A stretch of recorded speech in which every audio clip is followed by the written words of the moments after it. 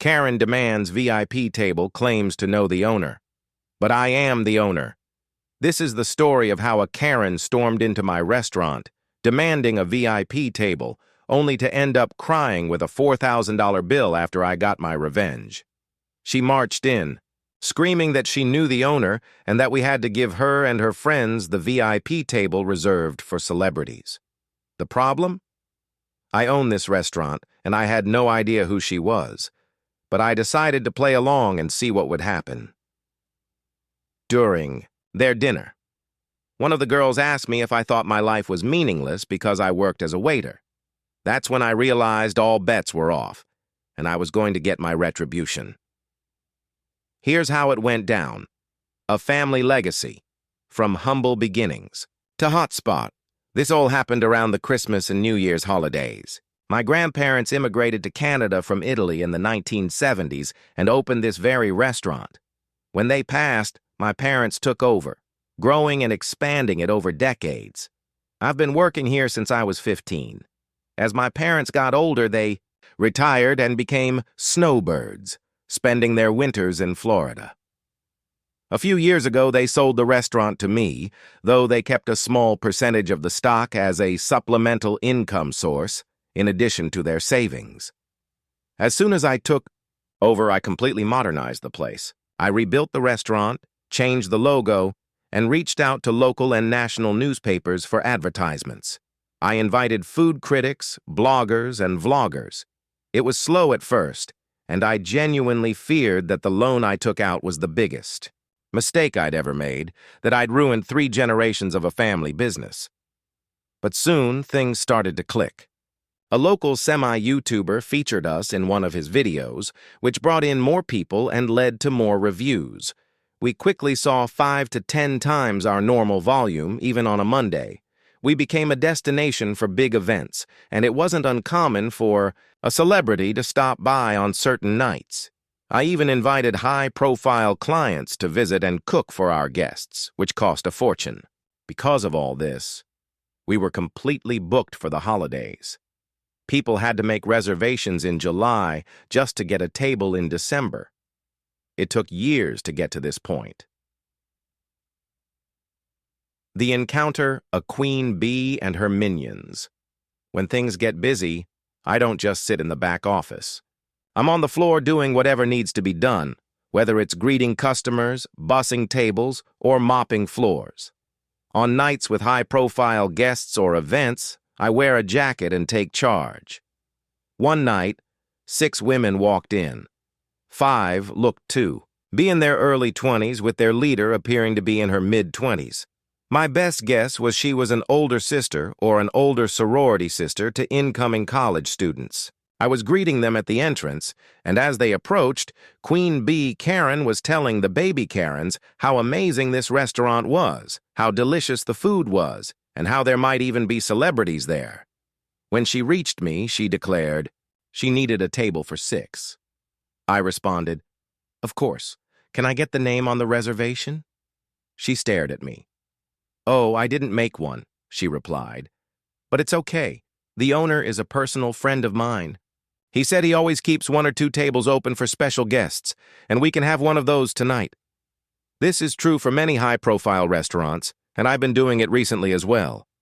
But I had no idea who this woman was, and she had certainly never discussed any of this with me. I understood she was trying to get in without a reservation, but she had chosen the worst person to try this with. I told her, "I'm sorry, but we cannot seat anyone without a reservation. As you can see, we don't have any seats available." I didn't want to go all out and say, "I'm the owner and we've never spoken, so I never promised you anything," but I didn't want to embarrass her in front of the other girls she was with. She then instructed one of the other girls to take a picture of me. She announced that she would speak with the owner and ensure I was either scrubbing toilets or fired by the end of the week. The other girls behind her joined in, saying things like, "Yeah, kiss your minimum wage job goodbye." I wasn't sure if they were in on it with her, or if they truly believed she knew the owner. Queen Bee Karen then said, "Look, you can either give us a table or I can make your life very difficult. This isn't worth losing your job. She kept pointing, trying to belittle me, then saying things like, "Obviously you aren't anyone here because if you were, you'd know who I am and never try to tell me anything other than yes or of course." She was constantly trying to put me down and get that table. The setup, revenge is a dish best served. Expensive. At this point, it had been a hard day for me. From my perspective, I had three options. I could tell her I'm the owner and call her out on all of this. I could simply hand her the table and let things go. I could teach Queen Bee Karen and her minions a lesson. I chose option 3. I smiled at her and said, "Of course, ma'am, please follow me." I handed her one of the 3 tables we keep free in case a celebrity walks in, which happens occasionally. I told her, "I apologize for everything and you're right. It would be simpler just to give you the table." I also assured her that the first 3 rounds of drinks would be free. I seated them and personally served them. As they sat, I told them, "We need one of your credit cards and IDs just to keep on file, and we'll return them to you before you leave." Queen Karen handed me her card and informed the baby Karen minions, "Tonight is on me." I took their orders, gave them their free beverages, and informed them that due to how busy we were tonight, the meal might be delayed. The females only cared about the free drinks. They ordered 3 rounds and still hadn't received any food. They eventually called and asked me to check on it, all while giving me the worst attitude since they arrived. I told them I'd look into it, but also asked if they wanted additional drinks. They ordered 2 more rounds. They were sloshed by the time the appetizers arrived, having done nothing but drink on an empty stomach for most of the night and just eating salads. As more food arrived, more beverages were ordered. The revelation: a $4,000 surprise. What these girls didn't realize was that they were at our VIP table, which normally costs a few $1,000s just to sit at. But I didn't charge them for it. Except for the first 3 rounds, I charged them for all the extremely costly cocktails they had throughout the evening. Furthermore, the table they were sitting at, as I mentioned, was VIP. This meant the menus were different. Prices aren't displayed on these menus. It's a restaurant industry. Trade secret. They also offered higher-end menu items such as white truffle, black caviar meals, and specially imported West Coast oysters, among others. At one point during the night, I honestly began to question what I was doing. I worried I was going too far with these poor girls. They might not know any better. But certain things encouraged me throughout the night. For example, when one of the baby Karens questioned whether I thought my life was pointless because all I'd ever become was a server. Also, one of the staff told me they were planning how to mess with me, believing they could do so whenever they wanted and that I would always give them a table. I overheard them say, "He's cute, but I wouldn't date a waiter like that. He is such a pushover." There were other comments like that throughout the night, so I continued with their life lesson. By the end of the night, each female had racked up a bill ranging from $500 to $600. I handed Queen Karen the bill for $4,232.23, which included tax and tip. I've never seen somebody sober up so fast. She went from smiling and giggling with her buddies to almost in tears. She immediately summoned me over and asked if this was a joke. I took the bill, looked it over, and apologized. "I'll get you the correct bill amount." Again, she seemed completely relieved, assuming she'd received someone else's bill, and called me an effing idiot before continuing to talk to her friends. When I returned to give her the right bill, she flipped out again. "Is there something wrong on this bill that you didn't order?" I asked. She and the girls were stunned and went over every single line of the bill, including the initial several lines that listed their original 3 rounds as complimentary. They then got out their phones and went over everything 100 times, adding it all up. Queen Bee, visibly startled, just remarked, "1 second, I need to use the restroom." Part of me feared she'd dine and dash and leave the baby Karens with the tab, but I discreetly reminded her that we had her ID and credit card without making it too obvious. I was concerned that she would run out of money. 10 minutes later, she returned with new makeup, clearly having been crying, and told me all about how poor the food was, how dreadful the drinks were, and so on, demanding that I at the very least cut the cost in half.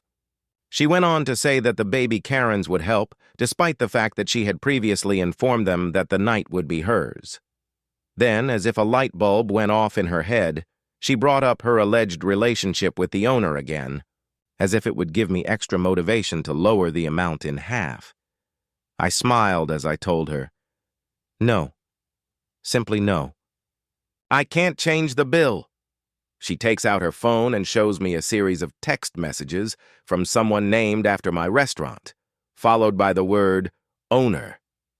I instantly grasped what she had been doing in the bathroom, most likely changing one of the other Karen minions' contact names and erasing prior texts to establish this new script. I reviewed the messages and clicked on the contact information before telling her, "That's not the owner's cell phone number." Her response was, "He has multiple phones for business. Of course, you don't know all of his numbers." I replied, "How about this? If we call him and he says it's okay to take 50% off the bill, then I'll do it." Her response was to begin ranting and screaming, which drew the attention of the few remaining patrons, and I knew it was time to finish this. I told her in a less conciliatory tone, "Cut the crap, little girl. You do not know the owner, you've never been here before, and if you continue ranting, I'll call the cops." Her tone changed as she attempted to defend herself as best she could. My response to her lame retort was, "My grandfather established this restaurant. My family has been running this establishment for generations. I've worked here for nearly my entire life. I am the sole owner of this restaurant, and I have never seen you, heard of you, or made any promises to a stranger I have never seen before tonight." The little Karens were frozen and had no idea how to react. Queen Bee was in tears. I added, "Now, I provided you the table you wanted, one of these particularly reserved tables for high-end clientele, which I did not charge you for, as well as 3 rounds of free drinks.